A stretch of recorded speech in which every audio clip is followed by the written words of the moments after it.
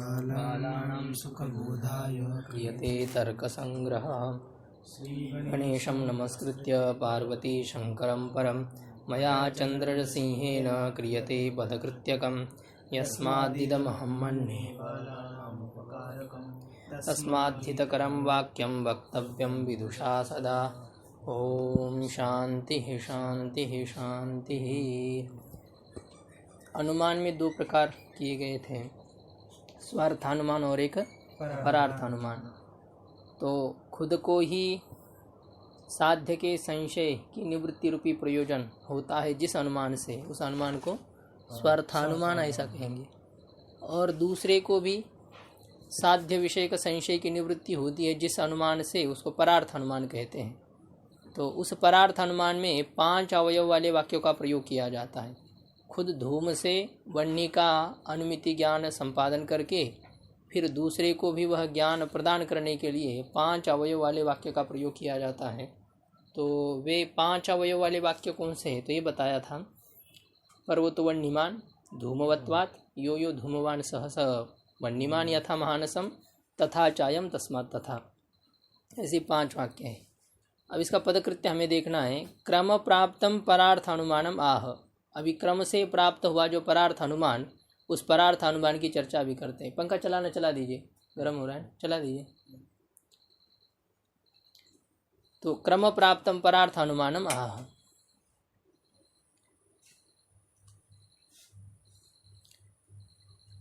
तो क्रम से प्राप्त हुआ जो परार्थ अनुमान है, उस परार्थ अनुमान को अभी कहते हैं। यद तो स्वयं, कम कर दीजिए थोड़ा सा।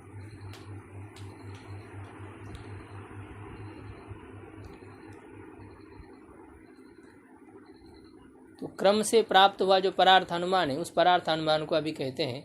यद तो स्वयं धूमात अग्निमनुमाय, खुद जो है धूम से वह्नि का अनुमिति ज्ञान करके दूसरे को ज्ञान कराने के लिए 5 अवयव वाले वाक्य का प्रयोग किया जाता है, उसी को परार्थ अनुमान कहते हैं। इसी मूल में आया।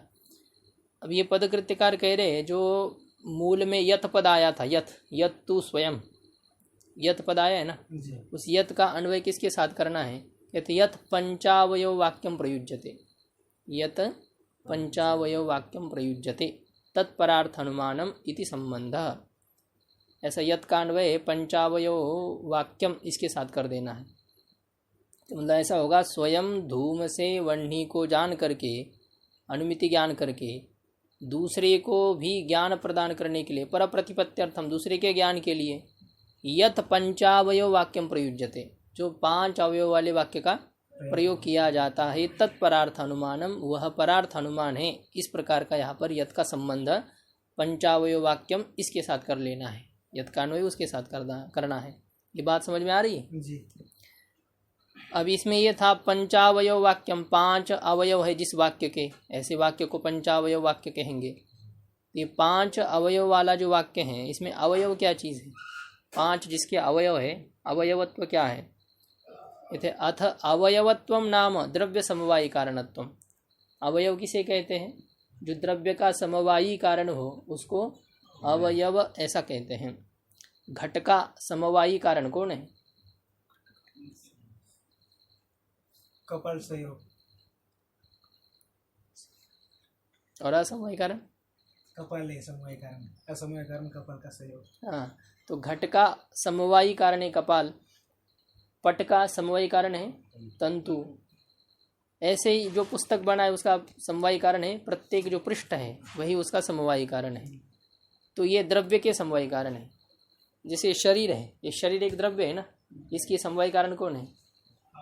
हस्तपादादिक जो अंग है, ये इसको अवयव ऐसा कहते हैं। द्रव्य का जो समवायी कारण उसको कहते हैं अवयव।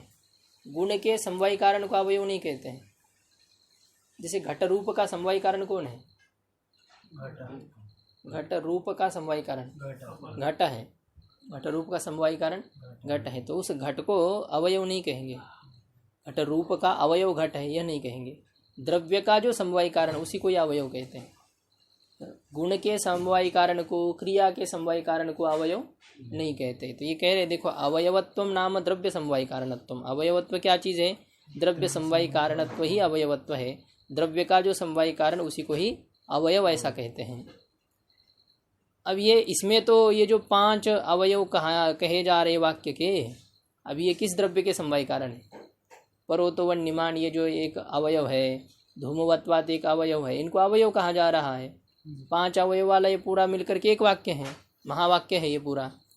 तो ये जो प्रत्येक है ये तो कोई द्रव्य नहीं है ना। पर्वतोवन निमान कोई द्रव्य है क्या?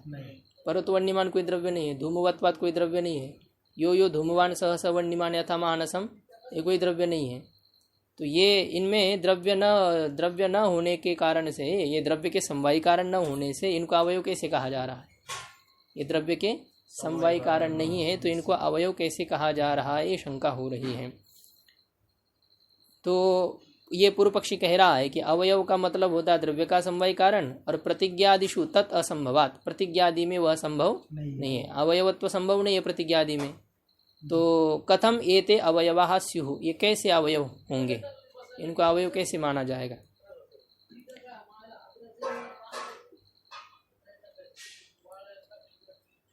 तो प्रतिज्ञादि में वह संभव न होने के कारण से कैसे इनको अवयव कहा जाएगा? इति चेत, ऐसा यदि पूर्व पक्षी शंका करता है तो सिद्धांति कहता है कि इनको अवयव कहने का कारण क्या है, क्यों इनको अवयव कहा जा रहा है? कहते अनुमान वाक्य एकदेशत्वात् ते अवयवाः इति उपचर्यते इति गृहाण। कहते ये अनुमान वाक्य का एक देश है, अनुमान वाक्य का एक देश है।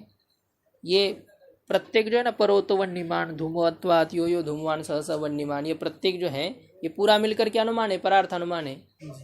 और पूरा मिलकर के परार्थ अनुमान है तो प्रत्येक क्या है उसमें से? वो अनुमान वाक्य के एक देश है, अनुमान वाक्य के एक भाग है। तो अनुमान वाक्य का एक देशत्व इसमें होने के कारण से ये जो पर्वतो वन्यमान यह भाग, धूमवत्वात् यह यो धूमवान सहसा वन्यमान यथा मानसम, ये तो ये सभी जो है ये अनुमान वाक्य का एक देश होने के कारण से ते अवयवाः इति उपचर्यते, वे अवयव है इस प्रकार से गौण रूप से कहा जाता है। ये अवयव नहीं वस्तुता, लेकिन वो अनुमान वाक्य का एक देश होने के कारण से उनको अवयव इस प्रकार से गौण रूप से कहा जाता है। इति गृहाण, इस प्रकार से ग्रहण करो। ये पूर्व पक्षी ने शंका की थी, इस वाक्य ये 5 अवयव जो है इनको अवयव कैसे कहेंगे, क्योंकि ये तो द्रव्य के अवयव समवाय कारण है नहीं, तो इनको अवयव कैसे कहा जा रहा है? तो सिद्धांति ने उत्तर दे दिया कि अनुमान वाक्य का एक देश होने के कारण से ये अवयव इस प्रकार से गौण रूप से कहा जाता है। इति गृहाण, इस प्रकार से ग्रहण करो। ननु एवमपि पंचावयव वाक्यस्य अनुमानत्वमेव न विचारसहं तस्य लिंग परामर्शत्वाभावात् इति चेत। ओ स्वामी जी, तो धीरे धीरे चली ना दीजिए, अभी इनका शुरू हो गया, दिन भर बैठे रहे। तो ननु एवमपि पंचावयव वाक्यस्य अनुमानत्वमेव न विचारसहं, इस प्रकार से भी 5 अवयव वाला जो वाक्य है इसमें अनुमानत्व ही विचार सहम न, ये विचार के लिए सहनीय नहीं है, मतलब विचार के लिए योग्य नहीं है। 5 अवयव वाला वाक्य जो है ना, इसको अनुमान कह दिया, ये पूरा मिलकर के अनुमान है, परार्थ अनुमान है। तो पंचावयव वाक्य में जो अनुमानत्व है, ये अनुमानत्वमेव, या अनुमानत्व ही न विचार सहम, ये विचार के लिए सहकृत नहीं है, मतलब विचार को सहन करने के लिए योग्य नहीं है, ये विचार को पटता नहीं है, ये इस प्रकार से कहा जा रहा है। 5 अवयव वाला जो वाक्य है इसमें अनुमानत्व विचार से सहकृत नहीं है, ये विचार के योग्य नहीं है, इस प्रकार से कह रहे हैं। क्यों इसमें अनुमानत्व नहीं हो सकता है? 5 अवयव वाले वाक्य में अनुमानत्व विचार के लिए पटने योग्य नहीं है, ऐसा क्यों? तो हेतु दे रहा है पूर्व पक्षी, कहता है तस्य लिंग परामर्शत्वाभावात्, उसमें लिंग परामर्शत्व न होने के कारण से ये जो 5 अवयव वाला वाक्य है इसको आप अनुमान नहीं कह सकते हैं, ये विचार के लिए योग्य नहीं लगता है। क्यों? क्योंकि इस 5 अवयव वाले वाक्य में लिंग परामर्शत्व का अभाव होने से, लिंग परामर्श अनुमान है और इसमें लिंग परामर्श तो है ही नहीं, तो इसमें लिंग परामर्श न होने के कारण से इसमें जो अनुमानत्व है वो अनुमानत्व विचार के लिए पटने योग्य नहीं है। इति चेत, यहाँ तक यदि पूर्व पक्षी कहता है तो सिद्धांत कहता है कि मैवम, ऐसा नहीं कहो, इसमें लिंग परामर्श का अभाव है, ऐसा नहीं कहो। लिंग परामर्श प्रयोजक लिंग प्रतिपादकत्वेन अनुमानम इति उपचार मात्रत्वात्, इते लिंग परामर्श का प्रयोजक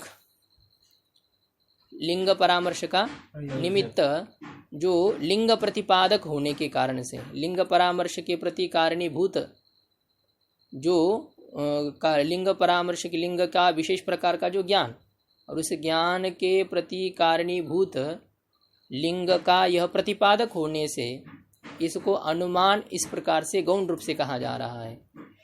ये क्या है? लिंग परामर्श के प्रति लिंग का परामर्श जिससे हो, लिंग का ज्ञान, लिंग का विशेष प्रकार का ज्ञान, वह जिससे हो उसका जो निमित्त है, उसका निमित्त है लिंग प्रतिपादक वाक्य। लिंग का ज्ञान हमें किससे होगा? लिंग बोधक वाक्य से होगा।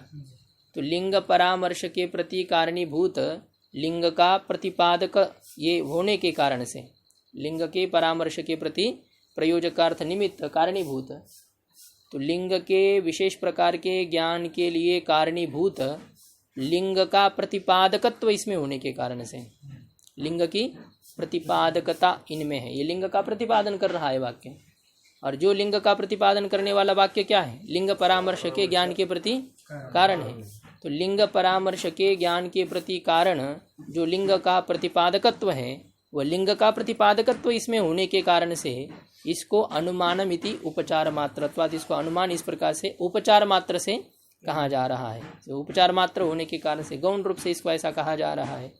लिंग परामर्श लिंग का प्रतिपादक है। ये लिंग परामर्श के प्रति कारणीभूत लिंग का प्रतिपादक, इसमें लिंग आया ना, धूमवत्वात्, ये लिंग आया है। तो ये लिंग का प्रतिपादक होने के कारण से इसको अनुमान ऐसा गौण रूप से कहा जा रहा है।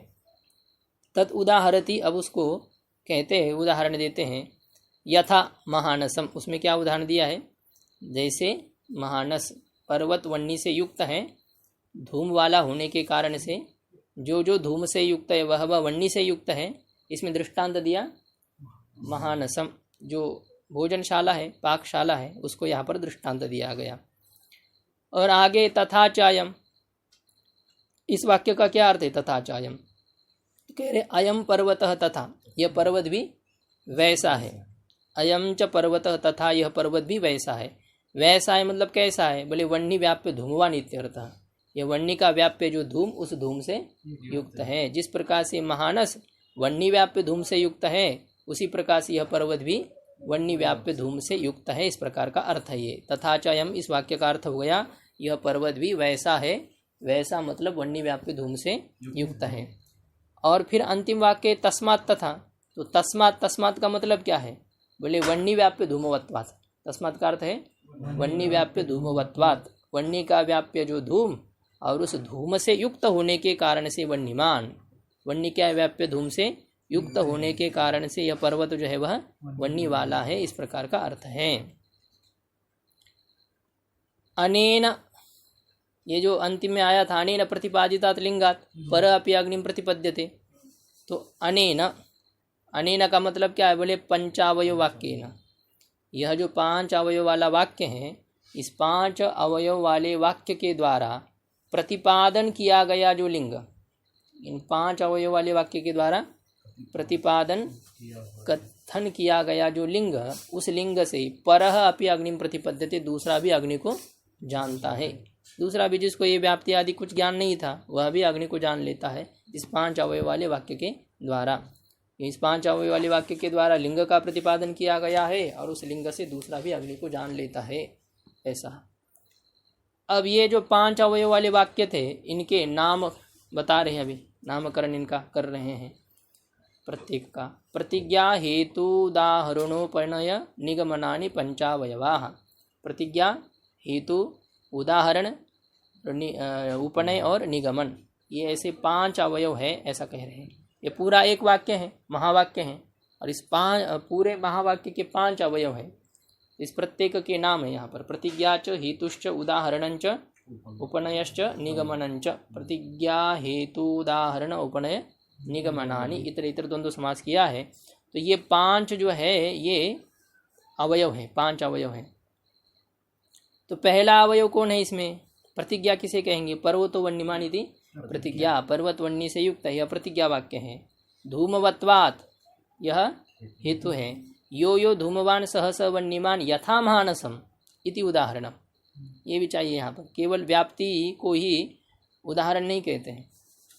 व्याप्ति और दृष्टांत दोनों मिलकर के उदाहरण होता है। अभी हम देखेंगे इसके पदकृत्य में जो है ना, इनके लक्षण भी आए हैं प्रत्येक के। तो यो यो धूमवान सहस वन्यमान यथा महानसम इत्युदाहरणम, जो जो धूम से युक्त है वह वन्नी से युक्त है जिस प्रकार से महानस, तो ये उदाहरण वाक्य, इसको उदाहरण कहते हैं। पूरा मिलकर के इसमें युक्ति भी होनी चाहिए और दृष्टांत भी होना चाहिए। व्याप्ति और दृष्टांत दोनों मिलकर के होता है उदाहरण। आगे चतुर्थ वाक्य उपनय, तथा च अयम इति उपनयः, उसी प्रकार से यह पर्वत है, उसी प्रकार से यह पर्वत है। उस प्रकार से मतलब किस प्रकार से, जैसे महानस है उस प्रकार से। तो महानस कैसा है, वन्नी व्याप्य धूम से युक्त है। तो महानस जिस प्रकार से वन्नी व्याप्य धूम से युक्त है, इसी प्रकार से यह पर्वत भी वन्नी व्याप्य धूम से युक्त है। इसी को कहते हैं उपनय। ये उपनय वाक्य हो गया। और वन्नी व्याप्य धूम से युक्त होने के कारण से तस्मात् वन्नी व्याप्य धूमवत्वात्, वन्नी का व्याप्य धूम से युक्त होने के कारण से तथा, तथा का अर्थ वन्नी वाला है। जैसा महानस वन्नी वाला है उसी प्रकार से पर्वत भी वन्नी वाला है। इति निगमनम, ये निगमन वाक्य है। पदकृत्य में ननु पंचावयव वाक्यम इत्यत्र केते पंचावयवाः, ये जो 5 अवयव वाला वाक्य है ऐसा आपने कहा, इसमें वे जो 5 अवयव है वे कौन है, केते, वे कौन कौन है 5 अवयव। तो अथ तान दर्शेती, अब जो है उनको दिखाते हैं। अब क्रम से तो बताया गया, लेकिन अब कहाँ से इनके टुकड़े करने ये पता नहीं है, तो इसलिए इनके जो है अलग अलग नाम करके इनका विभाजन किया जा रहा है। उनको अभी दिखाते हैं कि वे 5 अवयव कौन से हैं। 5 अवयव वाले वाक्य में, 5 अवयव वाले वाक्य कितने अवयव हैं, 5 हैं। तो वे कौन से हैं उसको बताया जा रहा है। जो सबसे पहले है प्रतिज्ञा, तो उसको कहते हैं अभी प्रतिज्ञादि अन्यतमत्वम अवयवत्वम। ये जो अवयवत्व है, अवयव किसे कहेंगे, कहते प्रतिज्ञादि में से जो प्रत्येक है, प्रतिज्ञादि में से जो प्रत्येक है उसको कहते हैं अवयव। प्रतिज्ञा, हेतु, उदाहरण, उपनय और निगमन, इन प्रत्येकों को क्या कहेंगे, अवयव। यह भी अवयव है, यह भी अवयव, यह भी अवयव, यह भी अवयव, सभी अवयव है ये। हाँ, उनमें जो अवयव शब्द का प्रयोग किया गया है तो गौण रूप से बताया गया, क्योंकि द्रव्य के समवायी कारण को अवयव कहते हैं। ये द्रव्य के समवायी कारण नहीं है, लेकिन अनुमान वाक्य का एक देश होने के कारण से इनको अवयव शब्द के द्वारा कहा जा रहा है, ये बताया गया। तो अब इसमें अवयवत्व क्या चीज़ है, तो ये बताया इसमें प्रतिज्ञादि अन्यतमत्वम, प्रतिज्ञादि में से जो प्रत्येक हैं उस प्रत्येक को यहाँ पर अवयव ऐसा कहेंगे। एक मूल अवयव का लक्षण तो पहले बता दिया आपको, द्रव्य के समवाय कारणों का अवयव कहते हैं। ये पूर्व पक्षी ने कहा था, शंका की थी, तो सिद्धांति ने बताया था कि ये जो अनुमान वाक्य के एक देश है, उस एक देश में भी अवयव शब्द का गौण प्रयोग हो रहा है, उसको अवयव इस प्रकार से गौण रूप से कहा जा रहा है। तो प्रतिज्ञादि में से जो प्रत्येक है उसको अवयव कहेंगे। प्रतिज्ञादि में से जो प्रत्येक है उस प्रत्येक को अवयवत्वम इस प्रकार से कहते हैं। प्रतिज्ञादि अन्यतमत्वम, प्रतिज्ञादि अन्यतम, अन्यतम का मतलब होता है 5 में से प्रत्येक, 5 में से प्रत्येक को अवयव इस प्रकार से कहा जा रहा है। अन्यतमत्व, अन्यतमत्व की व्याख्या भी पहले पृष्ठ पर की थी। अब यहाँ पर जो ना 97वें पृष्ठ हमारा, उससे अभी जो हमने पलटा है उससे पहले से प्रतिज्ञादि अन्यतमत्वम किम, इसकी व्याख्या की गई। प्रतिज्ञादि अन्यतमत्वम, तो अन्यतमत्वम क्या चीज़ है, बोले प्रतिज्ञादि भिन्न भिन्नत्वम, प्रतिज्ञादि भिन्न भिन्नत्वम। प्रतिज्ञादि जो 5 हैं उस प्रतिज्ञादि 5 का भेद कहाँ रहेगा, ये 5 है ना, ये 5 उंगली है, इसका भेद कहाँ रहता है, इसमें भेद है, इन 5 का भेद, ये इसका भेद तो इसमें, इसका भेद इसमें, प्रत्येक का है, इन 5 का भेद किस में रहता है, इनमें रहेगा, इस हाथ में रहेगा, इन 5 का भेद इसमें है। अच्छा, इसका भेद किस में रहेगा, इन 5 में रहेगा, क्योंकि इन 5 से भिन्न पूरे जगत के पदार्थ आ गए। इन 5 का पूरे जगत में भेद है, जितने हैं वो सब इनसे भिन्न है। अब इन 5 से भिन्न पूरा जगत हो गया, और उस जगत से भिन्न कौन है, 5 है। तो प्रतिज्ञादि से भिन्न जितने पदार्थ है वो सब प्रतिज्ञादि से भिन्न कोटि में आ जाएंगे। और प्रतिज्ञादि से भिन्न कौन है, ये प्रतिज्ञादि है। तो प्रतिज्ञादि भिन्न भिन्न कौन हो गए, 5 हो गए। प्रतिज्ञादि से भिन्न ये सभी जितने हैं वो प्रतिज्ञादि से भिन्न है। और प्रतिज्ञादि से भिन्न जो है उनसे भिन्न कौन है, उनका भेद कहाँ रहेगा, इन पांचों में रहेगा। भिन्नत्वम किसमें है? 5 में। प्रत्येक में है। प्रतिज्ञादि भिन्न भिन्नत्वम किसमें रहेगा? प्रत्येक में रहेगा। प्रतिज्ञादि से भिन्न सब पदार्थ है तो वे सब प्रतिज्ञादि से भिन्न है, और उस प्रतिज्ञादि से भिन्न का भेद रहेगा इन पांचों में। तो प्रतिज्ञादि भिन्न भिन्न हो गए 5, प्रतिज्ञादि भिन्न भिन्न हो गए 5, प्रतिज्ञादि भिन्न भिन्नत्वम कहाँ रहेगा?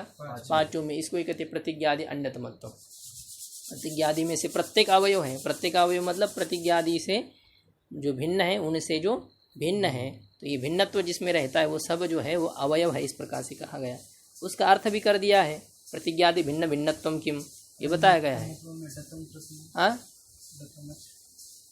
नहीं, ये तो स्वतंत्र एक सर्वनाम भी है ना, अन्य अन्यतर नहीं आया है, अन्यतम नहीं है ना, नहीं है ऐसे, अन्य अन्यतर, अन्य सर्व विश्व उभ उभ डतर डतम अन्य अन्यतर इतरत्व तो नहीं आया है, तो अन्यतम डतमच प्रत्ययांत ही हो जाएगा।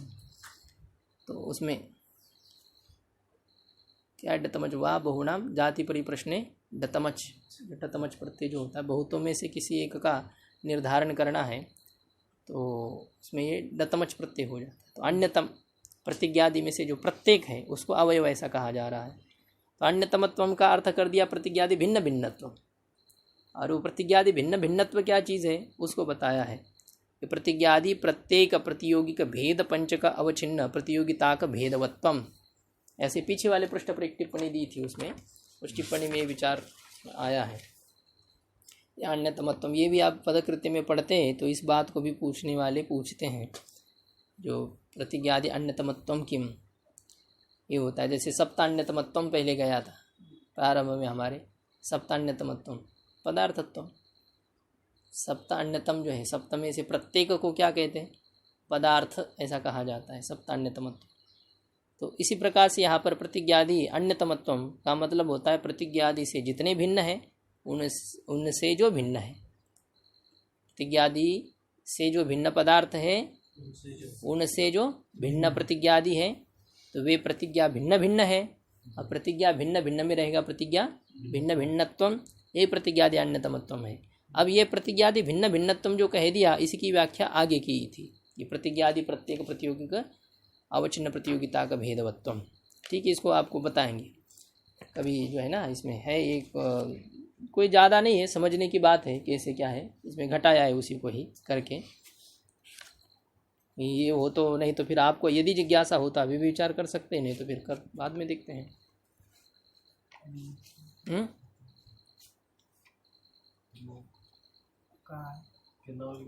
नहीं 97वें पृष्ठ पर जो है ना 1 नंबर टिप्पणी दी है, उसमें बताया ना ये प्रतिज्ञादि अन्यतमत्वम प्रतिज्ञादि भिन्न भिन्नत्वम, और तत्च तो प्रतिज्ञादि भिन्न भिन्नत्व क्या है उसको समझाया आगे। प्रतिज्ञादि प्रत्येक प्रतियोगी का भेद पंचकावच्छिन्न प्रतियोगिता का भेदवत्वम, ये इसको कहेंगे प्रतिज्ञादि अन्यतमत्वम, क्योंकि प्रतिज्ञादि अन्यतमत्वम का अर्थ है प्रतिज्ञादि भिन्न भिन्नत्वम, और प्रतिज्ञादि भिन्न भिन्नत्वम का अर्थ कर दिया प्रतिज्ञादि प्रत्येक प्रतियोगी का भेद पंचक अवच्छिन्न प्रतियोगिता का भेदवत्वम। ऐसा है प्रतिज्ञादि प्रत्येक प्रतियोगी है जिस भेद के, प्रतिज्ञादि प्रत्येक प्रतियोगी है जिस भेद के। देखो प्रतिज्ञा का भेद, हेतु का भेद, उदाहरण का भेद, उपनय का भेद और निगमन का भेद, ये प्रत्येक जिस भेद के प्रतियोगी है ना। भेद एक अभाव है, अन्योन्याभाव है, और उस अन्योन्याभाव के प्रतियोगी कौन है? जिसका भेद आप दिखाना चाहते वो उसका प्रतियोगी है। ये प्रतिज्ञादि जो प्रत्येक है वे प्रतिज्ञादि प्रत्येक ही प्रतियोगी है जिस भेद के, ऐसा जो भेद है प्रतिज्ञादि प्रतियोगी का जो भेद है, प्रतियोगी प्रतिज्ञादि प्रतियोगी है जिस भेद का, इस प्रकार का जो भेद है वो भेद कहाँ रहता है? अन्य पांचों से अतिरिक्त जितने पदार्थ है उन सभी में रहता है। क्या रहता है? प्रतिज्ञादि प्रत्येक का भेद रहता है। तो प्रतिज्ञादि प्रत्येक ये है उसके प्रतियोगी, प्रतिज्ञादि प्रत्येक उस भेद के प्रतियोगी जो अन्य पदार्थों में रहने वाला भेद है, उस भेद के प्रतियोगी कौन है? प्रतिज्ञादि प्रत्येक है। तो प्रतिज्ञादि प्रत्येक प्रतियोगी है जिस भेद के, इस प्रकार का जो भेद, इस प्रकार का जो भेद, तो प्रतियोगी कौन है इसमें? अन्य भेद प्रतियोगी है प्रतिज्ञादि प्रत्येक, प्रतियोगी है प्रतिज्ञादि प्रत्येक। इन प्रतिज्ञा का भेद, उपनय का भेद, उपनय का निगमन का भेद, इस भेद के प्रतियोगी कौन है? ये 5 हैं। इनका भेद हम कह रहे हैं, प्रतिज्ञा का भेद कह रहे हैं, तो प्रतियोगी कौन है? ये प्रतिज्ञादि 5 प्रतियोगी है। तो प्रतियोगिता किस में रहेगी? 5 में प्रतियोगिता रहेगी। और प्रतियोगिता का अवच्छेदक कौन है? तो प्रतियोगिता का अवच्छेदक यहाँ पर भेद पंचक। भेद पंचक, इसका भेद, इसका भेद, इसका भेद, ये जो है ना, एक गट्ठा बना करके इसको यहाँ पर अवच्छेदक बनाया गया।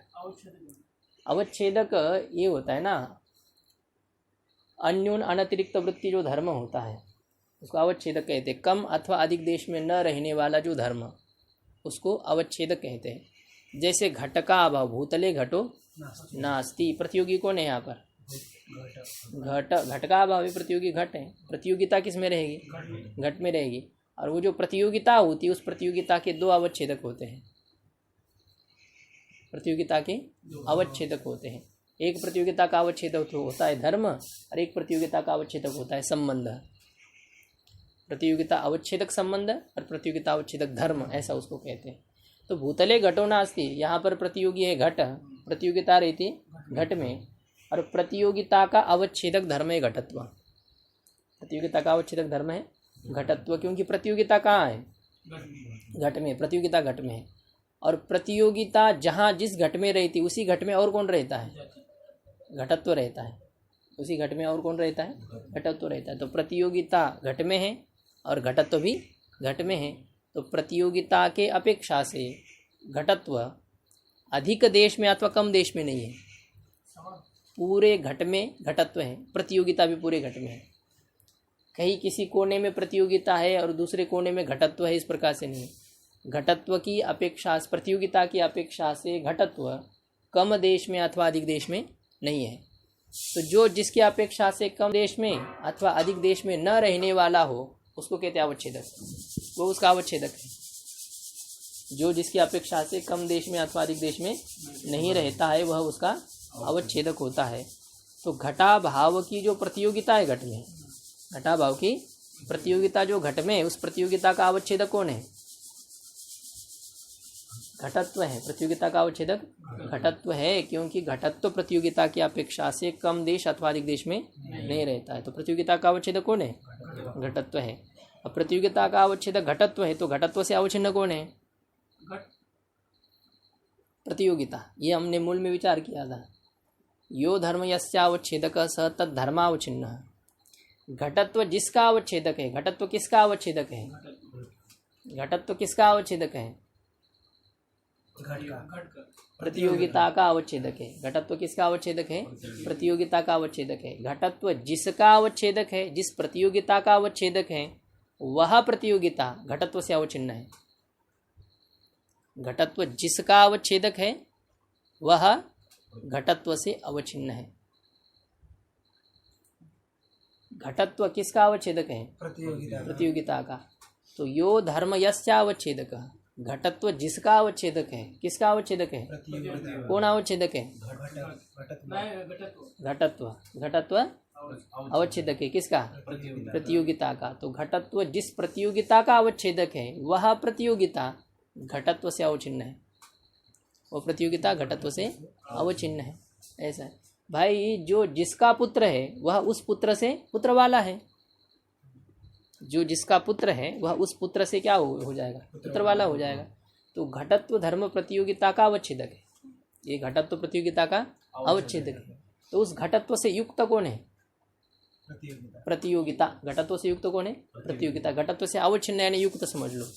घटत्व से युक्त है प्रतियोगिता। तो जो धर्म जिसका अवच्छेदक होता है, जो धर्म जिसका अवच्छेदक होता है, वह उससे अवच्छिन्न होता है। घटत्व प्रतियोगिता का अवच्छेदक है, तो प्रतियोगिता घटत्व से अवच्छिन्न है। तो घटत्वावच्छिन्न प्रतियोगिता उसको कहते हैं। घटाभाव की जो प्रतियोगिता है उसको क्या कहते हैं? घटत्वावच्छिन्न प्रतियोगिता। और घटत्वावच्छिन्न प्रतियोगिता का जो निरूपक है, ये घटत्वावच्छिन्न प्रतियोगिता का जो संपादक है, जिस कारण से घटत्व में घट में प्रतियोगिता आ गई, जिसके कारण से घट में प्रतियोगिता आ गई, ऐसा वो कौन है? घट का अभाव है। घट में जो प्रतियोगिता आ गई वो किसके कारण से आई है? घट के अभाव के कारण से। तो घटत्वावच्छिन्न प्रतियोगिता का जो निरूपक है या घटत्वावच्छिन्न प्रतियोगिता है जिस अभाव की, उस अभाव को कहते हैं घटत्वावच्छिन्न प्रतियोगिता का अभाव। क्या कहते हैं? घटत्वावच्छिन्न प्रतियोगिता का अभाव। तो भूतल में घट नहीं है, इसको कहते हैं घटत्वावच्छिन्न प्रतियोगिता का अभाव। क्या कहेंगे? घटत्वावच्छिन्न प्रतियोगिता का अभाव। और इसी प्रकार से वहाँ पर जिस संबंध से वस्तु का अभाव होता है, जिस संबंध से वस्तु का अभाव होता है, जिस संबंध से वो पदार्थ वहाँ नहीं रहता है, उस संबंध को कहते प्रतियोगिता अवच्छेदक संबंध। जिस संबंध से घट पृथ्वी में नहीं है, उस संबंध को कहेंगे घटाभाव का प्रतियोगिता अवच्छेदक संबंध। तो भूतल में घट किस संबंध से नहीं है? संयोग संबंध से नहीं है, समवाय संबंध से नहीं है। तो जिस संबंध से नहीं है, जिस संबंध से आप अभाव कहना चाहते हैं, उस संबंध को कहते प्रतियोगिता अवच्छेदक संबंध। उस संबंध को क्या कहेंगे? तो भूतल में घट नहीं है, यहाँ पर प्रतियोगिता अवच्छेदक संबंध कौन है? संयोग संबंध है या समवाय है, तो संयोग समझ लो। संयोग संबंध से पृथ्वी में घट नहीं है। तो जिस संबंध से घट का अभाव है, जिस संबंध से घट वहाँ नहीं रहता है, उस संबंध को कहते प्रतियोगिता अवच्छेदक संबंध। जिस संबंध से घट वहाँ नहीं रहता है उसको कहते प्रतियोगिता अवच्छेदक संबंध। तो वो संयोग जो है वही प्रतियोगिता का अवच्छेदक संबंध है, संयोग संबंध। तो इसलिए उस प्रतियोगिता को कहेंगे घटत्वावच्छिन्न प्रतियोगिता का और संयोग संबंधावच्छिन्न प्रतियोगिता का। प्रतियोगिता के दोनों अवच्छेदक हो गए। घटत्व भी प्रतियोगिता का अवच्छेदक है और संयोग संबंध भी प्रतियोगिता का अवच्छेदक है। तो दोनों से अवच्छिन्न कौन हो जाएगी?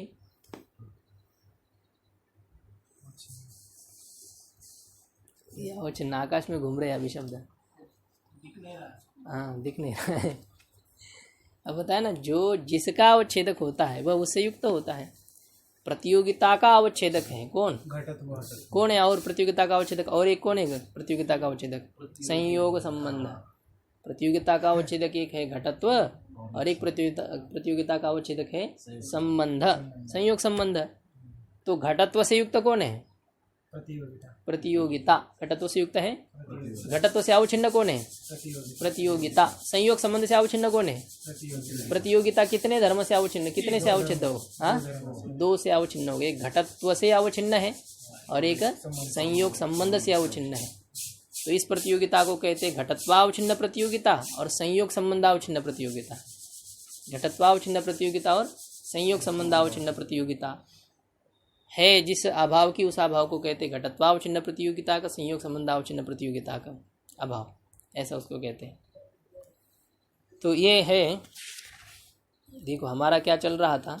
चलिए उसको फिर कभी बाद में समझाएंगे आपको, जो है ना। अभी ये तो प्रतियोगिता या आपने ढीली छोड़ दी है, पिछली बार तो आपको इसलिए तो समझाया था, इसको ढीला कर दिया है।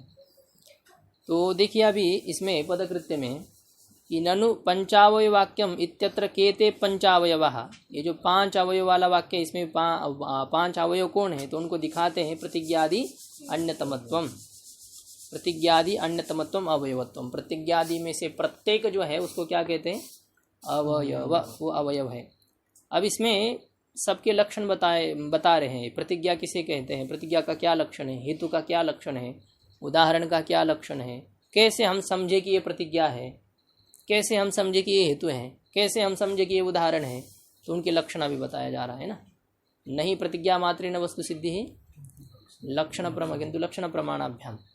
तो केवल प्रतिज्ञा मात्र से, कहने मात्र से वस्तु की सिद्धि नहीं होती है, अपितु लक्षण और प्रमाण के द्वारा वस्तु की, पदार्थ की सिद्धि होती है। तो प्रतिज्ञा क्या चीज़ है इसको समझाइए। तो लक्षण बता रहे हैं। साध्य विशिष्ट पक्ष बोधक वचनम प्रतिज्ञा। क्या प्रतिज्ञा का लक्षण है? साध्य विशिष्ट पक्ष बोधक जो वाक्य हैं उसको प्रतिज्ञा कहते हैं, जिसमें साध्य हो और पक्ष हो, साध्य हो और पक्ष हो। साध्य से युक्त जो पक्ष, साध्य से विशिष्ट, साध्य से युक्त जो पक्ष, और ऐसे पक्ष का बोधन करने वाला जो वाक्य, उस वाक्य को कहते प्रतिज्ञा। साध्य से विशिष्ट पक्ष का बोधन करने वाला जो वाक्य, उस वाक्य को कहते प्रतिज्ञा। जैसे प्रतिज्ञा वाक्य का क्या स्वरूप बताया है? पर्वतो वह्निमान, पर्वतो वह्निमान, ये प्रतिज्ञा वाक्य का स्वरूप है। तो इसमें साध्य कौन है? वन्नी वन्नी साध्य है, और साध्य से युक्त कौन है? पर्वत पर्वत। पर्वत को क्या कहते हैं यहाँ पर? पक्ष पक्ष कहते हैं। तो साध्य से विशिष्ट कौन है? पक्ष पक्ष पर्वत है। साध्य से विशिष्ट है पक्ष पर्वत, और उसका बोधक वाक्य कौन सा है? पर्वत वन्यमान। तो साध्य से युक्त पक्ष का बोधन करने वाला जो वाक्य उसको कहते हैं प्रतिज्ञा वाक्य। साध्य से विशिष्ट पक्ष का बोधन करने वाला जो वाक्य, उस वाक्य को कहते हैं प्रतिज्ञा वाक्य। तो प्रतिज्ञा वाक्य कौन सा है यहाँ पर? पर्वतो वन्यमान, ये प्रतिज्ञा वाक्य है। इसमें ये पक्ष कौन है? पर्वत और साध्य? वन्नी साध्य से विशिष्ट कौन है? पर्वत पर्वत। साध्य विशिष्ट पक्ष है पर्वत, और साध्य विशिष्ट पक्ष का बोधक वाक्य कौन सा है? पर्वतो वन्नी इसको कहते प्रतिज्ञा। अच्छा, अभी हेतु किसे किसे कहते हैं? हेतु का लक्षण बता रहे हैं। पंचम्यंतम तृतीयांतम व लिंग वचनम हेतु हो। पंचम्यंतम तृतीयांतम व लिंग वचनम, जो पंचमी विभक्त्यंत हो अथवा तृतीया विभक्त्यंत हो, ऐसा जो लिंग बोधक वाक्य है। लिंग वचन, लिंग बोधक जो वाक्य होता है। लिंग यानी लिंग किसे कहते हैं? लीनं गमयति अर्थमिति लिंगम्। लीनम अर्थम गमयति इति लिंगम, जो परोक्षार्थ है उस परोक्ष पदार्थ का जो सूचन करता है, एक बोधन कराता है, उसको कहते हैं लिंग। तो ऐसा जो पंचमी विभक्त्यंत अथवा तृतीया विभक्त्यंत जो लिंग वाक्य हो, है ना, लीन छिपे हुए अर्थ का बोधक जो वाक्य हो, उसी को कहते हैं हेतु। उसको क्या कहते हैं? हेतु। ये हेतु धूमवत्वात्, ये हेतु है क्योंकि इसमें कौन सी विभक्ति है? पंचम्यंत और ये लिंग है कि नहीं? धूम है है, न दिखाई देने वाले वन्नी का ये सूचक है, बोधक है, इसलिए वो लिंग है। तो पंचमी विभक्त्यंत अथवा तृतीया विभक्त्यंत जो लिंग बोधक वाक्य है उसको कहते हैं हेतु।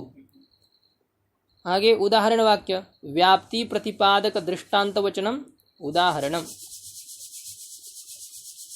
व्याप्ति प्रतिपादक दृष्टांत वचनम, तो व्याप्ति का प्रतिपादन करने वाला जो दृष्टांत वाक्य है, व्याप्ति का प्रतिपादन करने वाला जो दृष्टांत वाक्य है, जिसमें व्याप्ति भी हो और दृष्टांत भी हो।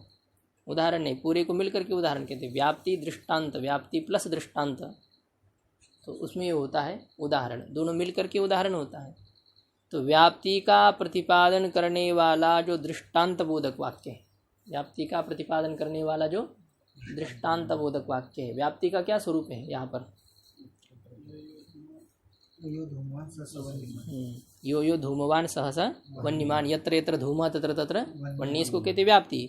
और इस व्याप्ति का प्रतिपादन करने वाला दृष्टांत वाक्य, दृष्टांत यथा महानसम, तो व्याप्ति का प्रतिपादन करने वाला ऐसा जो दृष्टांत बोधक वाक्य, व्याप्ति का प्रतिपादक भी हो और दृष्टांत का भी बोधक हो, तो व्याप्ति का प्रतिपादन करने वाला ऐसा जो दृष्टांत बोधक वाक्य है, जिसमें व्याप्ति भी है और दृष्टांत, दोनों का प्रतिपादक जो वाक्य है, व्याप्ति और दृष्टांत दोनों का प्रतिपादक जो वाक्य, उसको कहते हैं उदाहरणम। ये उदाहरण है। उदाहरण हो गया, समझ में आ गया? अब उपनय किसे कहते हैं? तो उदाहृत व्याप्ति विशिष्टत्वेन हेतु पक्ष धर्मता प्रतिपादक वचनम उपनयः। ये उपनय का भी स्वरूप बताया जा रहा है। जो उदाहृत व्याप्ति विशिष्टत्वेन, जो कही गई जो व्याप्ति है, यत्र यत्र धूमा तत्र तत्र वन्नी, इस प्रकार से कही गई व्याप्ति से विशिष्ट जो हेतु है, कहे गए व्याप्ति से विशिष्ट जो हेतु है, तो कहे गए व्याप्ति से विशिष्ट रूप से हेतु के पक्ष धर्मता का बोधक जो वाक्य हो, व्याप्ति से विशिष्ट रूप से हेतु के पक्ष धर्मता का, मतलब हेतु का जो पक्ष में विद्यमानत्व है, हेतु का जो पक्ष में विद्यमानत्व है, उसका बोधक जो वाक्य होता है। पक्ष धर्मता यानी क्या चीज़ है? व्याप्य पर्वतादि वृत्तित्व पक्ष धर्मता, व्याप्य का पर्वतादि में रहना, उसको कहते हैं पक्ष धर्मता। तो धूमादि का पर्वत में जो ज्ञान होता है उसको क्या कहते हैं? पक्ष धर्मता।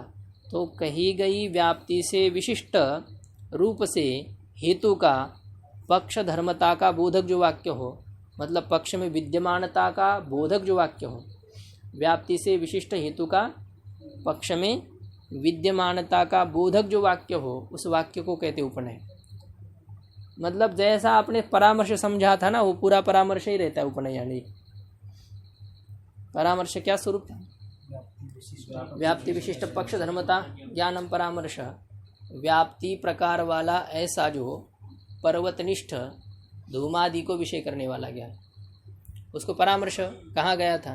तो ये पूरा ही उपनय का स्वरूप यही ऐसा ही रहता है। तथा चायम, ये जो कहा गया ना मूल में उसका, तो वन्नी व्याप्य धूमवान अयम पर्वतः, जो परामर्श है वही उपनय है। यहाँ पर जो परामर्श है वही उपनय है। तो परामर्श में जो हेतु होता है वो व्याप्ति से विशिष्ट होता है। तो व्याप्ति से विशिष्ट जो हेतु और उस हेतु का पक्ष में विद्यमानता का बोधक, व्याप्ति से विशिष्ट हेतु कहाँ विद्यमान है? पक्ष में विद्यमान है। और ऐसे व्याप्ति से विशिष्ट रूप से हेतु के पक्ष में विद्यमानता का बोधक, व्याप्ति से विशिष्ट है ऐसा वह हेतु कहाँ रहता है? पक्ष में रहता है। तो व्याप्ति उदाहरित व्याप्ति विशिष्टत्वेन, कही गई व्याप्ति से विशिष्ट रूप से हेतु के पक्ष धर्मता का बोधक जो वाक्य होता है, पक्ष धर्मता प्रतिपादक वचनम, पक्ष धर्मता का अर्थ पक्ष में विद्यमानता का बोधक जो वाक्य, उस वाक्य को कहते हैं उपनय। ये उपनय वाक्य हो गया। ये समझ में आ गए उपनय वाक्य।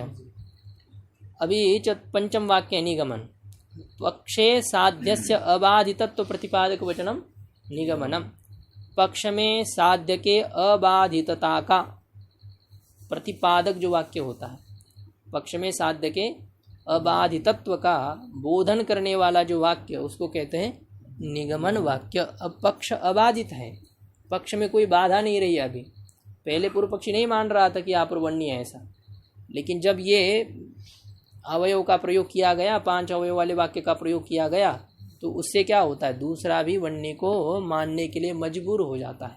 ऐसी युक्ति ऐसी है, अब उसको मानना पड़ेगा। तो ऐसे पक्ष में साध्य के अबाधितता का बोधक, पक्ष में साध्य का अबाधितता है, निश्चितता है, उस पक्ष में साध्य के निश्चितता का बोधन करने वाला जो वाक्य, उस वाक्य को कहते हैं निगमन वाक्य।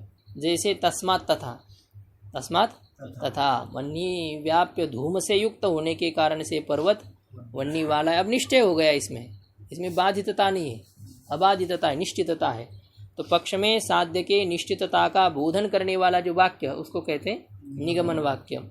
तो इदम एव लक्षणम हृदय निधाय प्रतिज्ञादीन विशिष्य दर्शयति। अब यही जो लक्षण है, इसी लक्षण को हृदय में रख करके, जो लक्षण अभी बताए गए हैं, 5 के लक्षण आपको बताए ना, तो इन 5 के लक्षणों को हृदय में रख करके प्रतिज्ञादीन विशिष्य दर्शयति, प्रतिज्ञादि को जो है पृथक करके दिखाते हैं। प्रतिज्ञादि को अलग अलग करके दिखाया जा रहा है कि पर्वतो वन्यमान ये प्रतिज्ञा है ना, ये मूल में दिखाया गया। अब ये सब अवतरणिका ही थी, प्रकृत जो पाठ हमने पढ़ा ना मूल में, तो ये पूरा जो है 5-6 पंक्ति पद कृत्य की, ये पूरी उसकी अवतरणिका थी।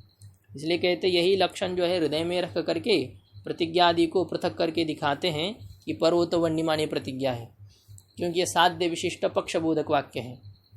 और धूमवत्वाति हेतु है, क्योंकि ये पंचमी विभक्त्यंत लिंग बोधक वाक्य है। और यो धूमवान सहस वन्यमान यथा महानसम, ये उदाहरण वाक्य है, क्योंकि ये व्याप्ति का प्रतिपादन करने वाला ऐसा दृष्टांत बोधक वाक्य है। व्याप्ति का प्रतिपादन करने वाला ऐसा दृष्टांत बोधक वाक्य है, इसलिए उदाहरण है। और इसी प्रकार से तथा चायम ये उपनय है, क्योंकि इसमें कही गई व्याप्ति से विशिष्ट जो हेतु, उस हेतु के पक्ष में विद्यमानता का बोधक ये वाक्य है। व्याप्ति से विशिष्ट हेतु का पक्ष में विद्यमानता का बोधक ये वाक्य, इसलिए उपनय है। और तस्मात् तथा ये निगमन है, क्योंकि इसमें साध्य की निश्चितता का बोधन किया जाता है। तो साध्य की निश्चितता का बोधक जो वाक्य, उसको कहते हैं निगमन वाक्य। इस प्रकार से कहते हैं अभी स्वार्थानुमिति परार्थानुमित्यो हो लिंग परामर्श एवं करण। स्वार्थानुमिति और परार्थ जो अनुमिति है, इन दोनों प्रकार के अनुमिति का लिंग परामर्श ही करण है। दोनों प्रकार के अनुमिति का लिंग परामर्श ही करण होता है। लिंग परामर्श यानी वे व्याप्ति विशिष्ट पक्ष धर्मता ज्ञान, यही इसका करण होता है, दोनों भी। अब ये खुद वन्नी को धूम से जानता है, धूम को देख करके वन्नी का ज्ञान खुद को हो रहा है, फिर भी वहाँ पर लिंग परामर्श चाहिए। बोलने की जरूरत नहीं है, लेकिन जब तक उसको वन्नी व्याप्य धूमवान अयम पर्वत यह ज्ञान नहीं होता है, तब तक उसको पर्वत वन्यमान यह ज्ञान नहीं हो सकता है। इसलिए क्या है कि स्वार्थानुमिति जब होती, स्वार्थानुमान से कौन सी अनुमिति होगी? स्वार्थानुमिति। और परार्थानुमान से परार्थानुमिति। तो स्वार्थानुमिति और परार्थानुमिति इन दोनों प्रकार के अनुमिति का करण कौन है? लिंग परामर्शयी करण है। अनुमिति के करण को अनुमान कहते हैं। तो स्वार्थानुमिति और परार्थानुमिति इन दोनों का करण कौन है? लिंग परामर्श। इसलिए अनुमान कौन है? तो तस्मात् लिंग परामर्श अनुमान, इसलिए लिंग परामर्श ही क्या है? अनुमान है। इस प्रकार से कहा जा रहा है।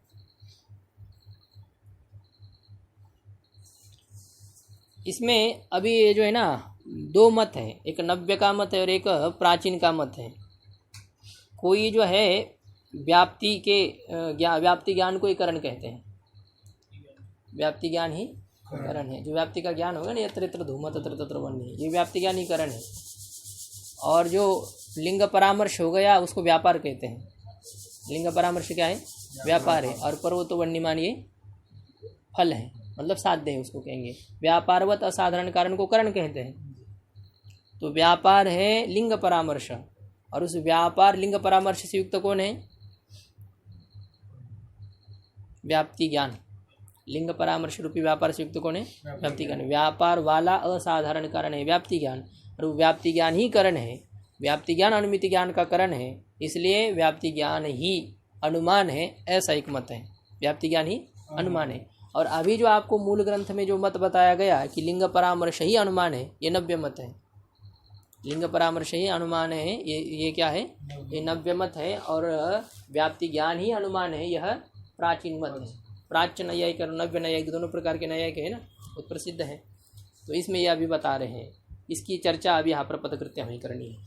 तो इसका कल विचार करें कि अभी ये थोड़ा खरखर होता है ना, तो बीच में विक्षेप होता है।